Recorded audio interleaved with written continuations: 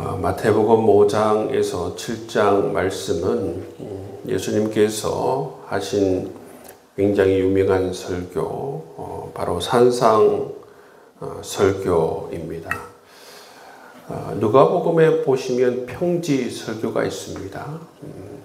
이 마태복음에는 산상 설교가 있는데 산에서 하셨다라는 것입니다. 이 마태복음 5장에서 7장 말씀은 산상 설교의 말씀입니다.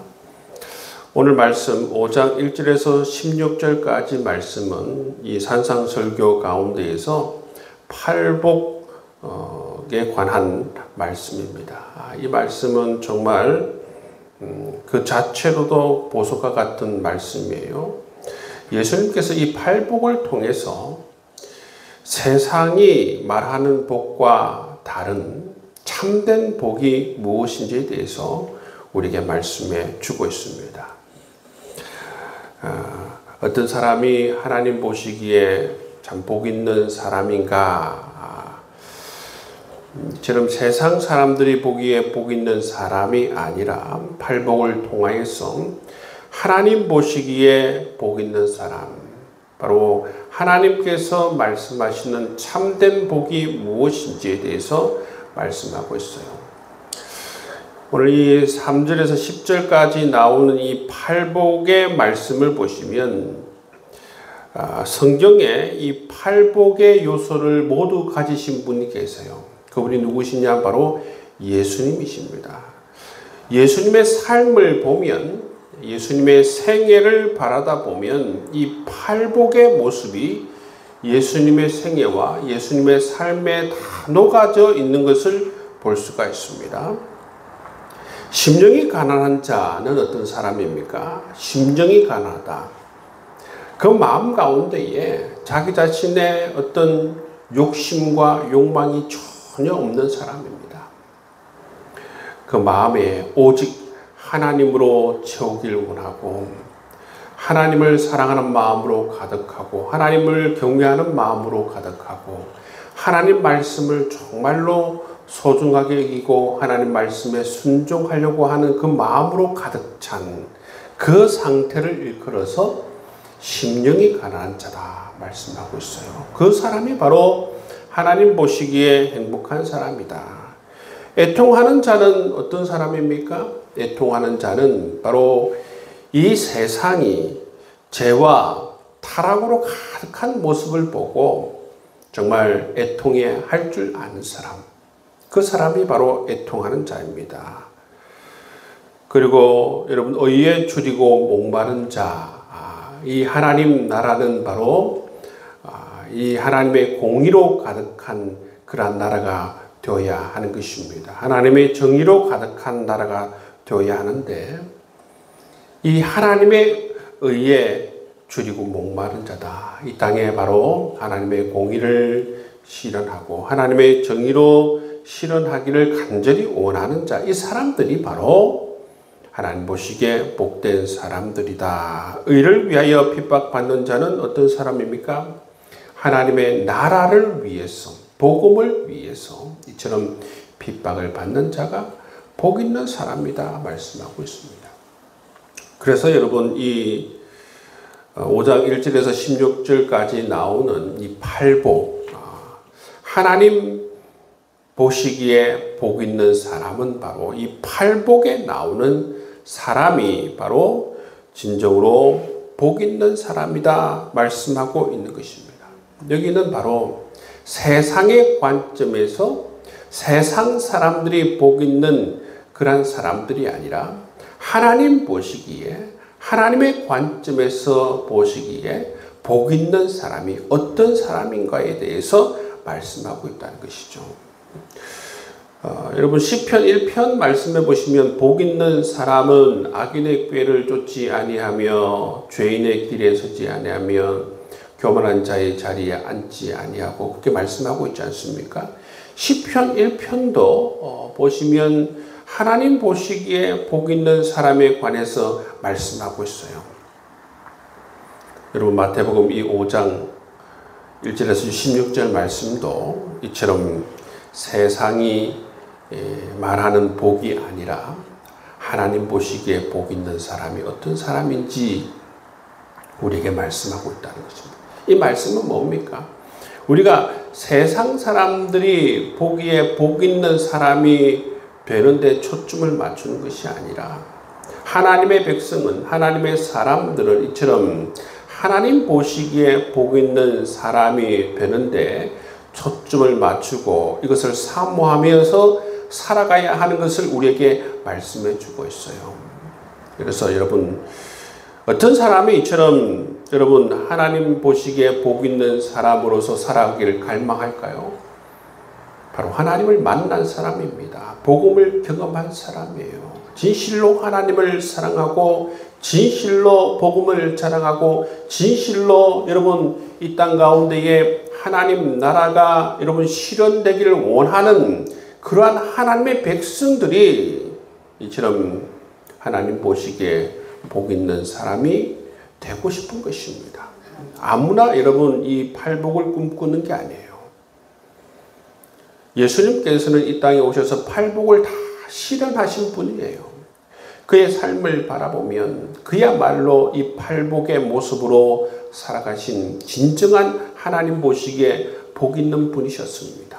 우리가 예수를 닮아간다는 것은 바로 이 팔복의 삶을 우리 삶 가운데 실현하면서 살아가는 것을 말하고 있는 것이죠. 그래서 여러분, 우리가 진정 예수님을 바라보면서 예수님을 닮고 싶고 예수님을 따라가는 사람들은 그의 삶을 바라보면 이처럼 예수님처럼 이 팔복의 삶이 실현되는 그런 삶을 따라간다는 것입니다. 이 사람이 하나님 보시기에 진정 복 있는 사람이다 말씀하고 있습니다. 우리가 이처럼 하나님 보시기에 복 있는 사람으로 거기에 영적인 초점을 맞추고 살아갈 때에 그 복이 정말 우리 삶 가운데 실현될 뿐만 아니라 하나님께서 우리에게 필요한 복들도 채워주시리라 믿습니다. 왜냐하면 여러분 마태복음 6장 33절 말씀 가운데에서 뭐라고 합니까? 너는 먼저 그의 나라와 그의 의를 구하라. 우선순위에 대해서 말씀하셨고 그리하면 너에게 이 모든 것을 더해 주신다 말씀하고 있습니다. 그렇기 때문에 우리가 진정 하나님께서 원하시는 복이 무엇인지를 깨닫고 이 복을 추구하면서 나아갈 때에 정말 우리의 삶에서 필요한 것들도 하나님께서 채워주신다 말씀해 주고 있는 것입니다. 여러분, 그래서 우리가 먼저 우선순위, 우리가 초점을 두고 살아가야 할 것이 무엇입니까? 하나님께서 보시기에 복 있는 사람이 되길 원하면서 여기에 영적인 초점을 두고 살아가는 것이 필요한 것이지요. 여러분, 그래서 여러분의 삶을 이곳에 초점을 맞추어서 정말 하나님 보시기에 복 있는 사람이 다 될 수 있기를 주의 이름으로 축복합니다. 5장 13절 말씀 이하를 보시면 예수님께서 제자들에게 뭐라고 말씀하십니까? 너희는 세상의 빛이요 세상의 소금이다 말씀하고 있습니다. 너희는 소금이 될 것이고 빛이 될 것이다 그 말씀이 아니에요. 너희가 바로 예수를 나의 구주 나의 하나님으로 고백한 사람이면 너희는 이미 세상의 빛이요 세상의 소금이다 그 말씀입니다. 이것은 바로 우리의 정체성에 대해서 말씀하시는 것입니다. 우리의 정체성이 바로 세상의 빛이요 세상의 소금이 바로 우리의 정체성이라는 것입니다. 만약 우리가 우리의 정체성을 모르고 살아가게 된다면 정말로 여러분 그것은 어리석은 삶을 살아가는 것입니다. 주님께서 우리에게 말씀하십니다. 너희는 세상의 빛이요 세상의 소금이다. 너희는 교회 안의 빛이요 교회 안의 소금이라고 말씀하고 있지 않습니다. 너희는 세상의 빛이요 세상의 소금이다 말씀하고 있습니다. 여러분, 우리가 세상을 향하여서 여러분 빛이 되고 세상을 향하여서 소금이 되어야 되는 줄 믿습니다. 여러분, 소금은 어떤 역할을 하는 것입니까? 그리고 썩지 않게 하는 그러한 방부제 역할을 하고 또 좋은 맛을 내는 역할을 하지 않습니까? 여러분, 이처럼 우리가 세상의 소금의 역할을 통해서 세상이 썩지 않게 그렇게 방부제 역할을 하고 세상이 정말 살맛 나는 그러한 곳이 되는 그런 소금의 역할을 할 수 있는 여러분 될 수 있기를 바랍니다. 빛은 어두운 세상을 비추는 역할을 하는 것입니다. 예수님께서는 우리를 향하여서 세상의 빛이다. 내가 세상을 향하여서 이 어두운 세상의 빛을 비추는 것처럼 너희도 세상의 빛이 되어서 이처럼 세상을 비추는 그런 역할을 할 것을 우리에게 말씀해 주고 있다는 것입니다. 만약 우리가 이러한 정체성에 걸맞는 역할을 하지 아니하면 13절 말씀해 보시면 아무 쓸데없어 다만 밖에 버려져 사람에게 밟힐 뿐이라 말씀하고 있습니다. 여러분, 소금의 정체성을 하지 못하면 이처럼 밖에 버려지게 된다. 밟힐 뿐이라 말씀하고 있습니다. 여러분, 이것은 매우 중요한 말씀입니다. 우리가 우리의 정체성을 알지 못하면, 우리의 정체성을 깨닫지 못하면 이처럼 여러분 밖에 버려지는 그러한 존재가 된다라는 것입니다. 우리가 정말 참된 믿음이 있다면, 우리가 정말 주님을 사랑한다면, 내가 하나님의 백성이라는 그런 확실한 정체성을 가지고 있다면, 내가 진정으로 예수님을 만났다면 우리는 이처럼 세상의 빛과 소금의 역할을 충실하면서 우리의 삶을 살아갈 것을 말씀하고 있습니다. 여러분이 세상의 빛이고 소금 자체임을 깨달으시고 여러분의 삶을 통해서 하나님께 영광 올려드릴 수 있는 복된 삶을 살아갈 수 있기를 주의 이름으로 축복합니다. 17절 이하의 말씀을 보시면 이 유대 지도자들이 예수님에 대해서 부정적인 생각을 가지고 있어요. 무엇에 대해서 부정적인 생각을 가지고 있습니까? 예수님께서는 이 율법을 폐하러 오셨다. 그런 생각을 가지고 있다는 것입니다. 예수님께서는 그들의 생각을 아셨기 때문에 17절 말씀을 통해서 분명하게 말씀하십니다. 내가 율법이나 선지자를 폐하러 온 줄로 생각하지 말라. 폐하러 온 것이 아니요 완전하게 하려 함이라. 예수님께서 여러분 오셔서 성전을 정화하고 그 다음에 그들의 외식을 바로잡고 그런 모습들을 보여줬잖아요. 근데 그런 것들이 마치 자기들이 느끼기에는 율법을 폐하려 오신 분이다. 안식일에 밀을 먹고 하는 모습, 안식일에 여러분 병자들을 고치고 하는 모습을 통해서 그들이 바라보기에는 안식일을 어긴다. 안식일 법을 어긴다. 율법을 폐하러 온 자다. 그렇게 생각했다는 것입니다. 그게 아니고 율법의 정신을 온전하게 바로잡고 율법의 말씀이 추구하는 방향을 온전히 가르치기 위해서 예수님께서는 의도적으로 이처럼 여러분 안식일의 병자를 고치고 한 것입니다. 율법을 폐하기 위해서 그러한 일을 한 것이 아니라 율법의 정신을 온전히 바로잡고 율법을 완성하기 위해서 오셨다. 그들이 생각한 오해를 예수님께서는 바로 잡아 가시는 것을 볼 수가 있어요.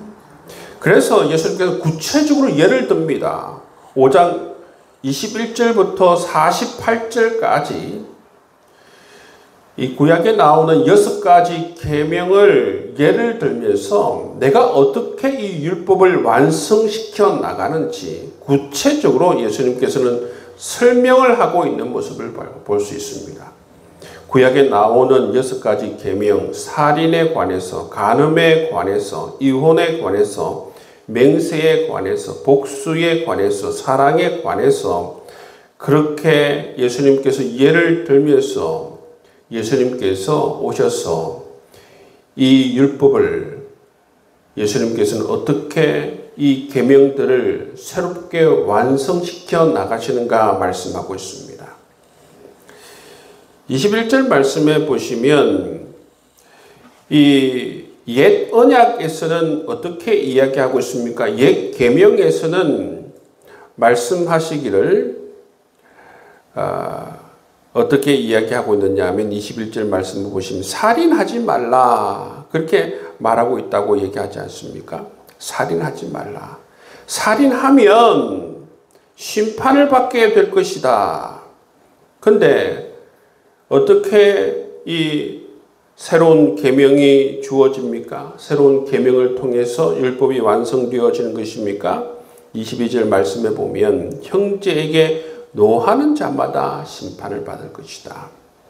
형제에 대해서 나가라 하는 자는 공회에 잡혀가게 되고 미련한 놈이라 하는 자는 지옥불에 떨어질 것이다 말씀하고 있어요.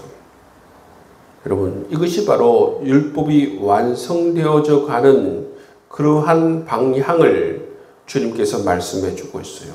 더욱더 여러분, 형제에 대해서, 인간에 대해서 더욱더 인간을 귀하게 여기고 인간을 더욱더 사랑할 것을, 더욱더 인격적으로 대할 것을 말씀해 주고 있습니다. 구약의 계명보다 예수님께서 새 계명을 통해서 이처럼 율법을 더욱더 완성시켜 나가는 모습을 볼 수가 있습니다. 간음하지 말라라고 너희는 옛 계명의 옛 언약에 들었지만 음욕을 품고 여자를 보는 자마다 마음에 이미 간음함이라. 간음에 대해서 예수님께서는 새롭게 그렇게 정의하고 있다는 것입니다. 이것이 바로 예수님께서는 새 계명을 주시는 것이죠. 새 계명을 통해서 이처럼 율법을 완성시켜 나가는 것입니다. 38절 말씀에 보면 눈은 눈으로, 이는 이로, 이거는 보복법이거든요. 보복법. 구약에 나오는 보복법이지 않습니까? 예수님께서는 이 보복법을 이야기하시면서 어떻게 이 새 계명을 통해서 이 율법을 완성시켰는가 하면 뭐라고 합니까? 보복법을 쓰지 말라는 것입니다. 악한 자를 대적하지 말라. 누구든지 내 오른편 뺨을 치거든 왼편도 돌려대며 또 너를 고발하여 속옷을 가지고자 하는 자에게 겉옷까지도 가지게 하며 또 누구든지 너를 억지로 오리를 가게 하거든 그 사람과 심리를 동행하고 내게 구하는 자에게 주며 내게 구고자 하는 자에게 거절하지 말라 말씀하고 있어요. 여러분, 구약에서는 보복이라는 것은 똑같이 행하라는 것입니다. 눈을 때리면 눈을 똑같이 때리고 이를 보복면 똑같이 이를 보고 그렇게 하라는 것인데 이 보복법이 또 말하는 게 뭐냐면 그 이상으로 원수를 갚지 말라는 것입니다. 눈을 때리는데 칼로 사람을 죽이고 그럴 수 있지 않습니까? 그 안에서 하라는 것인데 예수님께서는 이 보복법도 과하다는 것입니다. 새로운 하나님 나라의 하나님의 백성들은 어떤 새로운 계명을 가지고 살아가야 하는가? 이 옛 언약을 가지고 살아갈 것이 아니라 이처럼 이 보복하지 말고 이 옛 언약에서는 보복이 있지만 보복하지 말고 오히려 그들을 사랑으로 품을 것을 말씀하고 있죠. 그렇죠? 사랑으로 대할 것을 말씀해 주고 있습니다. 그것이 바로 새 언약이 완성되어져 가는 방향이다 말씀하고 있습니다. 이처럼 예수님께서는 구약의 율법을 새로운 계명을 주시면서 이처럼 완성시키시는 구체적인 그러한 예를 보여주시는 것입니다. 우리는 새로운 하나님 나라의 새로운 백성으로서 새로운 언약을 가지고 이처럼 계명을 완성시키며 나아가는 자임을 말씀해 주고 있습니다. 그렇기 때문에 우리의 의가 바리새인과 서기관들의 의보다 더 나아야 한다는 것입니다. 왜 그렇습니까? 바리새인들과 서기관은 옛 언약에 묶여져 있는 사람들이잖아요. 그렇지만 우리는 새로운 하나님 나라, 새로운 하나님의 백성으로서 새로운 언약을 가지고 완성된 율법을 나아가는 사람들이기 때문에 우리의 의가 마땅히 여러분 서기관들과 바리새인들 의보다 나아야 한다라는 것을 말씀해 주고 있습니다. 이렇게 예수님께서는 율법을 완성시키기 위해서 오셨다는 것입니다. 여러분 우리 기독교는 여러분 무율법주의, 무계명주의가 아니에요. 방임주의자들이 아닙니다. 분명하게 예수님께서는 우리에게 새로운 계명을 주셨어요. 새로운 하나님의 백성들이 어떠한 기준을 가지고 여러분 이 땅을 어떻게 살아가야 하는지에 대해서 분명히 오늘 산상보훈의 말씀을 통해서 우리에게 새로운 언약에 대해서 말씀해 주고 있습니다. 여러분 하나님의 백성, 진정으로 우리가 하나님을 만난 사람, 진정으로 하나님을 사랑하는 사람, 내가 누구인지를 깨닫는 사람들은 바로 이처럼 하나님께서 우리에게 주신 새 계명을 가지고 정말 존귀한 하나님의 백성들답게 그렇게 삶을 살아갈 것을 우리에게 말씀해 주고 있습니다. 이 새 계명은 바로 우리의 삶의 방향을 말씀해 주고 있어요. 구약의 여러분 옛 언약도 여러분 이스라엘 백성들이 하나님의 백성으로 어떻게 살아가야 되는지에 대해서 말씀해 주신 것처럼 이 새 언약은 뭡니까? 새로운 하나님의 백성들이 어떻게 여러분 이 새로운 하나님의 백성으로서 살아가야 할 것을 구체적으로 가르쳐 주는 것이 바로 이 새 언약입니다. 그렇기 때문에 이것이 우리의 삶의 방향이 되고 삶의 기준이 되고 이렇게 살아가는 것이 바로 새로운 하나님의 백성으로서 여러분 살아가는 삶의 방향이라는 사실을 여러분 깨달으시고 예수님께서 새로운 하나님의 백성들을 통해서 이 땅 가운데에서 새로운 의를 이루시길 원하신다. 그래서 우리를 통해서 정말 예수님의 향기가 그대로 드러나고 예수님의 모습이 그대로 드러나길 원하신다 라는 사실을 깨닫고 여러분 정말 예수님께서 원하시는 그러한 삶의 방향을 가지고 예수님께서 원하시는 그러한 하나님의 백성의 모습을 가지고 살아갈 수 있는 여러분 될 수 있기를 주님의 이름으로 축복합니다. 기도하겠습니다. 하나님 아버지 감사드립니다.